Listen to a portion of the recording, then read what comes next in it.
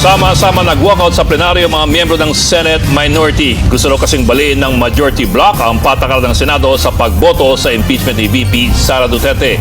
Tinutulak ni Senator Rodante Marcoleta na payagan ng online voting. Pero tinablayan ni Senator Risa Hontiveros. Bago naman ang pag-walkout ng minority, nagkasagutan pa sina Senator Risa at Senator Rodante Marcoleta sa sunod naman ng pag-walkout. Nagkainitan ng mga senador sa sesyon nang hindi pa mapagkasunduan kung ano ang magiging tugon nila. At giniit na ni hindi pa nga nila pinag-uusapan ang substance ng kaso, nasa botohan agad. Is that the reason why they have to have this inserted, the Section 41C, para makaboto po kung sino man yung makukulong dahil sa announcement ng ombudsman na may lalabas na po ang warrant ng ilan sa mga kasama natin. Kaya ako sinusugundahan ang sinabi ni Senator Pangilinan.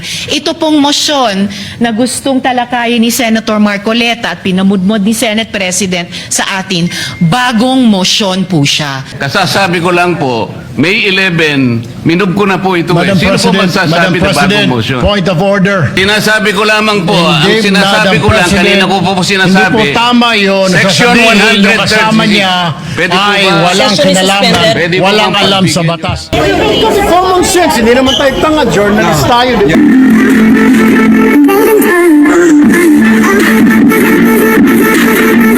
Sama-sama nag-walkout sa plenaryo mga miyembro ng Senate Minority. Gusto raw kasing baliin ng Majority Bloc ang patakaran ng Senado sa pagboto sa impeachment ni VP Sara Duterte. Tinutulak ni Senator Rodante Marcoleta na payagan ng online voting. Pero tinablayan ni Senator Risa Hontiveros at giniit na ni hindi pa nga nila pinag-uusapan ang substance ng kaso, nasa botohan agad. Live mula sa Senado, nasa frontline ng balitang yan, si Mobile Journal Merymon Reyes. Merymon, ano nang mangyayari ngayong nagka-walkoutan dyan? At ano bang rule yung gustong baguhin ni Senator Marcoleta? Mayan Bok, nakausap na kanina ng media, mabilisan itong si Senate President Pro Tempore Loren Legarda na sinabing tatalakayin daw nila ito sa sesyon sa paparating na Lunes. Ito yung motion kasi ni Senator Rodante Marcoleta noong May 11, araw na nagpakita dito sa Senado si Senator Bato de la Rosa kung saan nais magkaroon ng amendments o pagbabago sa Senate rules kung saan papayagan ng isang mambabatas na mag-participate virtually, online o hindi pisikal sa sesyon sa Senado at susunod ang impeachment trial. Yun nga lang kanina, nagkainitan ng mga senador sa sesyon nang hindi pa mapagkasunduan kung ano ang magiging tugon nila sa araw na ito. Sa gitna ng sesyon sa plenaryo ng Senado, nagkainitan ang ilang miyembro ng majority at minority. Nag-ugat yan sa mosyon ni Senador Rodante Marcoleta na payagan ang mga senador na makaboto at makadalo sa lahat ng sesyon via online, lalo na sa impeachment trial kung saan ang Senado ang nagko-convene bilang impeachment court. Ang kaso, hindi pa dumadaan ang mosyon ni Marcoleta sa Committee on Rules. Kaya giit ni Senador Erwin Tulfo, tila minamadali ito ng majority. Pinapayagan lang daw kasi ang pagdalo sa sesyon online kapag may national emergency. Or is it because, Madam Chair, they're in a hurry because of news reports that probably two of our colleagues might land in jail this weekend? Is that the reason why they have to have this inserted, the Section 41C, para makaboto po kung sino man yung makukulong dahil sa announcement ng ombudsman na may lalabas na po ang warrant ng ilan sa mga kasama natin? Una nang sinabi ng ombudsman na sa Huwebes nila kakasuhan si Senador Jinggoy Estrada dahil sa flood control scandal. Kakasuhan din nila maging si Senador Joel Villanueva. Pero si Senate President Alan Peter Cayetano, binangga ang sinabi ni Senador Erwin. Hindi raw nila minamadali ang pagrepaso sa Senate rules. You do not make that kind of statements here in the Senate because you assume good faith from everyone. That rule hindi minadali. May 11 pa ho yun. We are not even discussing the rule yet. And then ganun na yung allegation nila. And no one from the minority stood up to say that out of order si Senator Erwin Tulfo.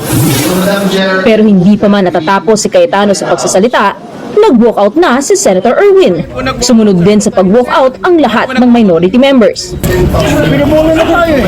Pinagpipilitan nila, naisip-isip na siguro nila dahil lumabas sa media na ilalabas na warrant of arrest. O, para makaboto yung mga yun na makukulong kung sino man yun, para makaboto sila kung nakakulong man sila. Kasi common sense, hindi naman tayo tanga, journalist tayo, di ba? Sinigundahan din ng ilang minority senators ang pahayag ni Senator Erwin. We will not be part of this. It's a travesty of our rules, of the Senate rules. Hindi kami papayag sa mga Niloloko tayo. violation of the rules. Git pa ng ilang minority senators, labag sa Senate rules ang anilay pagmamadali ng majority. Mali yung gagawin nilang pagboto eh. Mali batay sa mga rules. Mali yung proseso.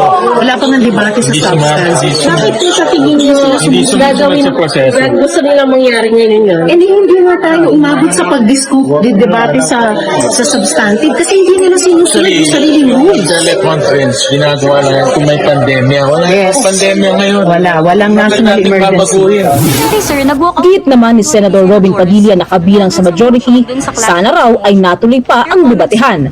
Comment ko? Yes, sir. Sayang, ang ganda pa naman ng debate. Sana sa susunod, tuloy-tuloy yung debate para yan naman talaga ang silbi ng democracy. Tuloy-tuloy ang debate. Your comment, sir, dun sa... Sayang, ganda na eh. Bago naman ang pag-walkout ng minority, nagkasagutan pa sina Senator Risa at Senator Rodante Marcoleta sa sunod naman ng pag-walkout. Nag-post sa Facebook ang ilang minority senators ng groupie nila na may caption na Solid Minority.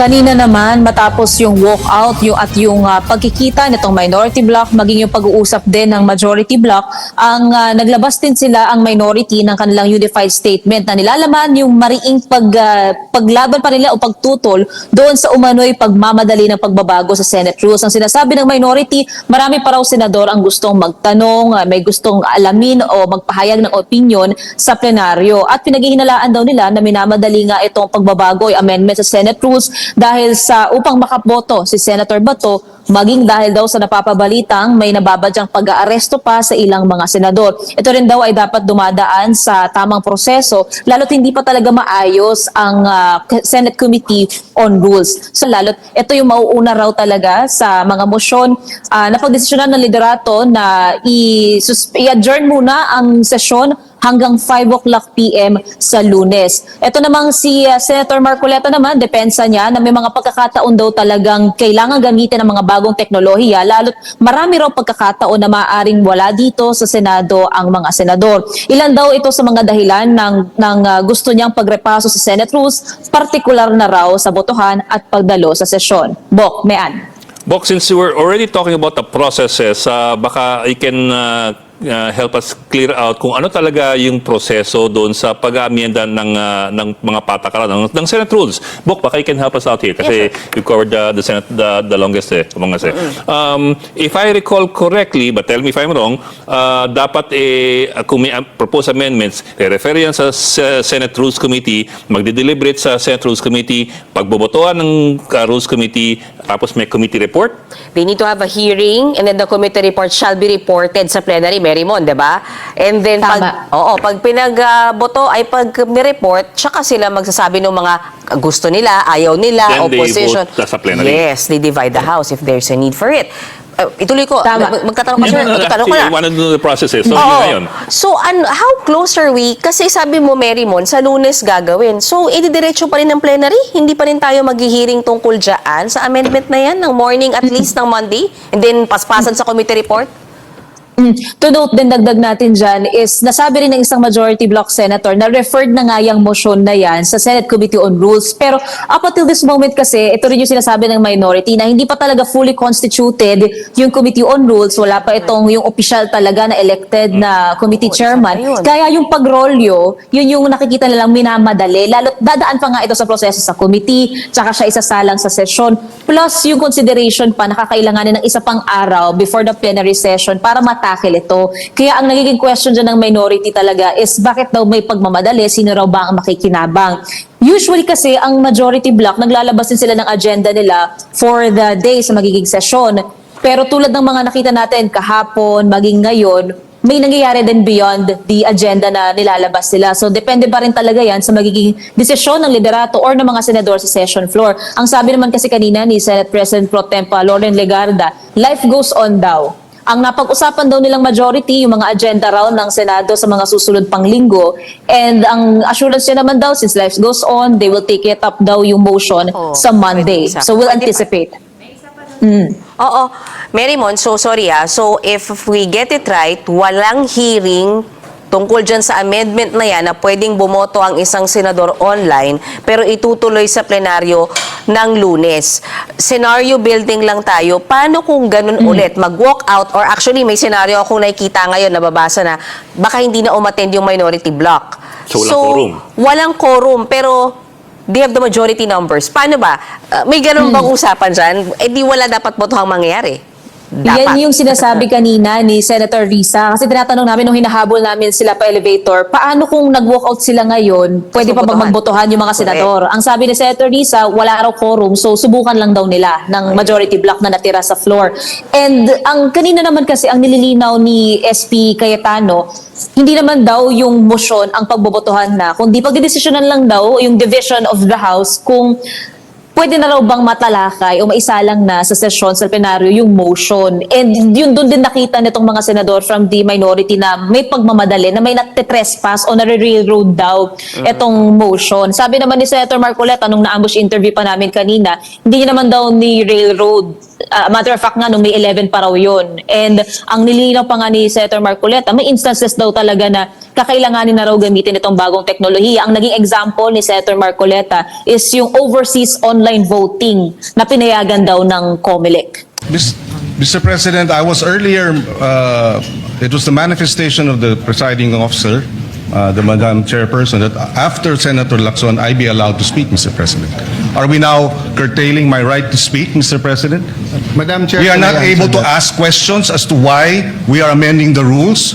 We are not able to ask questions as to who they wish, Madam Chair, may I answer? who will benefit from the amendment to the rules. For the Is this kind rule, Mr. information President? of Is the- this rule, Mr. President, for I was Senator about to Bato, who is not recognize here? Senator We would Pangilinan. like to raise these valid questions, Mr. President, before we go into a vote, Mr. Madam Chair. President. Yes, These, Madam we should not be. How can our- the presiding officer recognize Senator Pangilinan? Please know that I would never curtail your right to speak. Just as in 2004, I believe you were seated, and I was a vice presidential candidate of FPJ then, and my microphone was closed, and my right to speak was closed, was not given. I remember that time now, and the word noted was said to me. That will not happen now. I will not do that to you. And I'm not curtailing your right to speak, Senator Pangilinan, except that you were speaking at the same time. And I was about to recognize you because Senator Lacson had the floor. Thank you, Madam President, for So that I just wanted to clarification. be clear on record because I If- recognize you're being emotional, but it will go on Senate record that the presiding officer was curtailing your right to speak. I would never do that, and I would not do what I experienced in 2004 in the House of Representatives in the canvassing of the votes then. Madam President, with due respect, Mr. President, I was I'm not yielding- referring to the Madam presiding President, officer. I'm yielding the floor to Senator Pangilinan. Yes, thank you, you. Senator Lacson. We recognize Senator Francis Pangilinan. Yes, Mr. President, and allow me to clarify, Madam President. I was not referring to the presiding officer in terms of the curtailing of my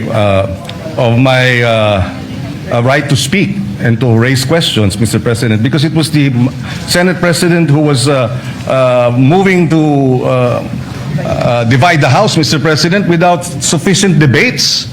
Mr. President, this is the first time I'm going to experience this in a long time wherein debates are now being curtailed because there's a Since you're motion not to being divide the curtailed, House. we would like to hear your objection to the motion. Thank you. Mr. President, there are a lot of questions that have to be raised as to why this amendment to the rules is being undertaken at this time.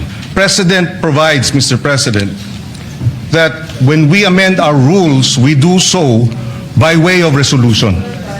We do not have that resolution now. In fact, Mr. President, a total 48 amendments of our rules all went through resolutions. This is the first time after 48 amendments, Mr. President, that we do not have a resolution so that we can Point vote of order, Madam Chair. and amend the rules properly, Mr. President. Point of order. Point of order takes Yes, precedence. Senate President. Point of order takes Yes. precedence. First over of all, everything else. I hope we learned our lesson. Senator Pangilinan already apologized to Senator Padilla, then now you're shouting at us. No? No, the record will show, nakatape naman eh. Ang taas-taas ng boses nyo eh. Di ba? You were shouting at kaya nga hindi magkarinigan. Now, what's my point of order? We are not discussing the merits yet of the amendment. No one's curtailing your rights because wala pa tayo dun eh. Ang pinagbobotohan natin ngayon, kung pwedeng i-take up sa floor o hindi. Yun ang itinatake up natin. And the arguments have already been laid out. And Senator Pangilinan and I were together in 2009 where we had debates here where Senator Enrile did not even allow amendments. And then we voted. It depends on every issue, Madam Chair. There's no specific rule of the amount of time. I was asking the gentleman about certain issues in one resolution. He refused nga for further interpellation and said it's time to vote. They were the majority. So, Madam Chair, we're here. We're willing, Senator Marcoleta is ready to take questions. Ang pinagbobotohan lang po natin ngayon, simple lang. Whether or not we can take, whether or not the proposal to amend the rules is in order. Yung pa lang ho. Yung specific amendment, sino magbe-benefit, paano magbe-benefit, etc. We support the right of Senator Pangilinan to ask questions, pero wala pa tayo dun eh. So, again, may I raise the previous question, Madam Chair, the point of order, the parliamentary reason. Go ahead. Be given the right Madam to speak. President, I am the kanina movant pa po here. ako nakatayo dito at I need to nagtataas ng speak because I kamay. am the movant. Senator Madam Rodante President. Marcoleta. Thank you, Madam And then we President. hear Senator Risa Ontiveros Thank you, Madam and Senator President. Erwin Problema natin, Tulfo. Madam President. Yes, The proceed. Senate President invoked Section 136, Paragraph 2. Kung babasahin po natin ito, Madam President, napakasimple lang. Ito pong Section 136, Paragraph 2, is a special provision in precisely amending our rules. In Section 24 po, this is a general rule. Kung mapapansin po ninyo, it presupposes that it will take up all the bills referred to that committee. General po yung function niya. 136, second paragraph, is a special provision. Sa principle po ng batas, yun pong special provision takes precedence over a general provision. Yun lang po, basahin po ninyo. Hindi nga po, it will not even take one day because this is not a new motion. Kung mapapansin nyo, ni-reiterate ko lang po ito eh. It was already moved last May 11 pa po. So that is even more than one day. So who is talking about one day here? Ang pinag-uusapan po natin, unless we respect Section 136, ang linaw-linaw po, it talks about the rules may also be amended. Diretso po ito eh. So this takes precedence over Section 24. Simpleng-simple lamang po ito eh. Madam President. Thank you, Senator Marcoleta. We recognize Senator Risa Ontiveros. Salamat, Madam President. Meron din po akong substantive na interpellation sa motion ngayong araw na nire-raise o itatalakayin ni Senator Marcoleta yung text na pinamudmod ni Senate President sa atin ngayong hapon. Pero una, gusto ko pong segundahan yung sinabi ni Senator Pangilinan. Bagong motion ito, Madam President. Bakit po? Sa ilalim ng Section 24, ni-refer yung unang mosyong binanggit ni Senator Marcoleta noon sa Committee on Rules. Ngayon kung sasabihin na ibinalik yung mosyong iyon, yung unang mosyon ni Senator Marcoleta sa plenary, Sino ang gumawa nun? Dapat ang Committee on Rules. Na-initiate na po ang prosesong iyon alinsunod sa Section 24. Hindi pa nga po nakukonstitute ang Committee on Rules. Wala pa nga pong minority contingent sa Committee on Rules. So wala pang body na pwedeng ibalik yung unang motion ni Senator Marcoleta sa plenary. Kaya ko sinusugundahan ang sinabi ni Senator Pangilinan. Ito pong motion na gustong talakayin ni Senator Marcoleta at pinamudmod ni Senate President sa atin, bagong motion po siya. Kung kaya't nag-a-apply po ang Rule Section 136 na kailangan bigyan ng isang araw pa pagkatapos ito i-move para talakayin. And tama si Senator Pangilinan, sa Lunes pa po yun, Madam President. Salamat, Madam President. Madam President, without giving meaning to anything, ito pong mahirap kasi kung wala po tayong legal background dito. Kaya sinasabi ko na nga po, hindi po bagong motion ito eh. Hindi siya bagong motion. Kasasabi ko lang po, May 11, minub ko na po ito. Madam Sino po President, magsasabi na bagong motion? point of order. Ad hominem. Sinasabi ko lamang po, ang sinasabi ko lang, kanina ko po sinasabi. Hindi po tama yun. Section Sasabihin, 130. yung kasama niya Pwede po ay ba? walang Session is kinalaman, suspended. Pwede po walang bang alam sa pagbigyan batas. Brasuhan, etc. And I see the point of Senator Risa, but I'm also listening to Walang Session is kinalaman, suspended. Pwede po walang bang alam sa pagbigyan batas. Brasuhan, etc. And I see the point of Senator Risa, but I'm also listening to Senator Marcoleta. It's kumbaga sa libro, iba yung love language, but I don't think they're meant to be any offense. Having said that, we're only discussing whether we will take up the amendment or not. And we have exhausted already all the arguments. This is a simple motion, so I move that we divide the House. May I reiterate my motion. Then we can go into the merits and they can try to convince us whether or not we agree.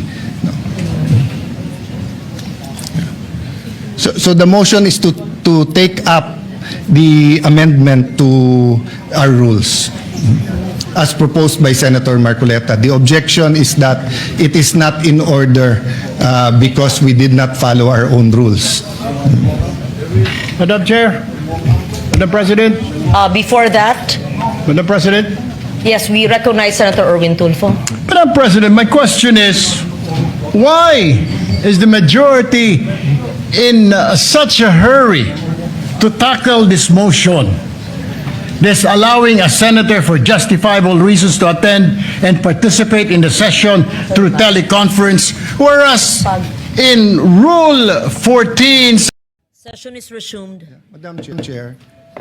Yes, Senator Cayetano. I'm listening to the two senators, and as I mentioned kanina na wag na tayong gumamit ng brasuhan, etc. And I see the point of Senator Risa, but I'm also listening to Senator Marcoleta. It's kumbaga sa libro, iba yung love language, but I don't think they're meant to be any offense. Having said that, we're only discussing whether we will take up the amendment or not. And we have exhausted already all the arguments. This is a simple motion, so I move that we divide the House. May I reiterate my motion. Then we can go into the merits and they can try to convince us whether or not we agree. So the motion is to take up the amendment to our rules as proposed by Senator Marcoleta. The objection is that it is not in order because we did not follow our own rules. Madam Chair, Madam President, Before that, Madam President, yes, we recognize Senator Erwin Tulfo. Madam President, my question is, why is the majority in such a hurry to tackle this motion? This allowing a senator for justifiable reasons to attend and participate in the session through teleconference, whereas in Rule 14, Section 41, under B, it says convene and hold a session through teleconference, video conference, or other reliable forms of remote or electronic means using appropriate informations and communications technology system due to force majeure, Madam President, or the occurrence of a national emergency. I guess, Madam President, this justifiable reason, what is that? Does that fall under force majeure or does it fall under national emergency, Madam President? My question Madam is, Chair. why are we in so hurry? Why are they, the majority, in a hurry to tackle this motion and divide the House, Madam President?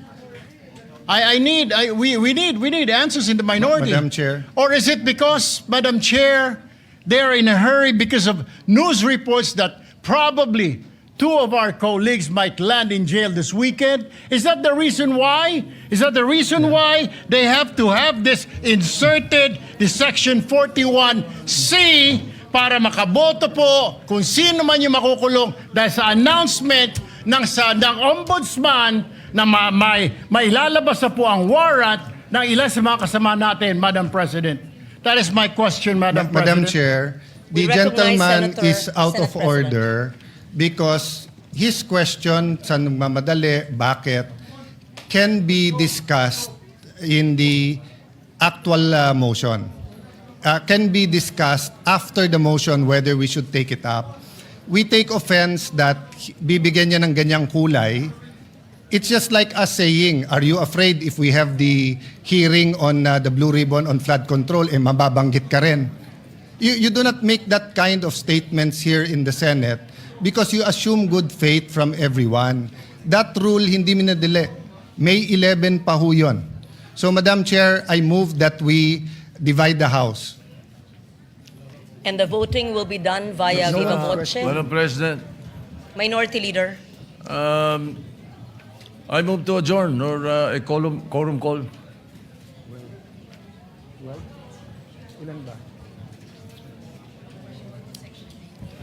That is a higher precedence, Madam President. So I only see the Minority Leader representing the minority. The others had left. Madam Chair, we will not object, but for the record, Yes. they scampered out and left the minority leader instead of discussing the rule. We are not even discussing the rule yet. And then, ganun na yung allegation nila. And no one from the minority stood up to say that out of order si Senator Erwin Tulfo. So we will not object, Madam Chair. In fact, we move that we adjourn till 5 p.m. Madam President, Monday. before that, Madam Before we President, adjourn. motion to adjourn is Senate not President. debatable. Akala ko ba May- magaling sa rules? We're not Parliamentary debating. inquiry. It's not We're not debatable. debating Madam minority Parliamentary inquiry, Move to Madam adjourn. President. We're I'm not not debating, debating, Madam and we Chair. will indeed adjourn. Parliamentary inquiry. Yes, Senator Marcoleta. Nung pong nagsimula tayo, Madam, meron po ba tayong quorum? We had a quorum, yes. Yes, Madam President. Kapag ka po ba nag-walkout ang minority, nawawala po yung quorum? Nagsimula po tayong may quorum. It doesn't matter if they walk out. Yes, I think we still have the quorum. Madam President, once there is a quorum call, you have to call the roll. Kahit present lahat o kulang kanina o there was a motion to dispense, whatever that is. Not A upon a quorum situation, call, Madam President, when motion they, to when they motion to readily adjourn and willingly walk out. takes precedence. Hindi po yung covered ng rule natin, Madam President. Madam Kung President, sakasakali As po, reiterated by the Senate President and as conveyed by the Minority Leader, former Senate President, the rule states that the motion to adjourn takes precedence. I'm not taking sides. 5 p.m. Monday And we will adjourn session until 5 until p.m. 5 p.m. Monday. on Monday, June 1st, 2026. June 2nd?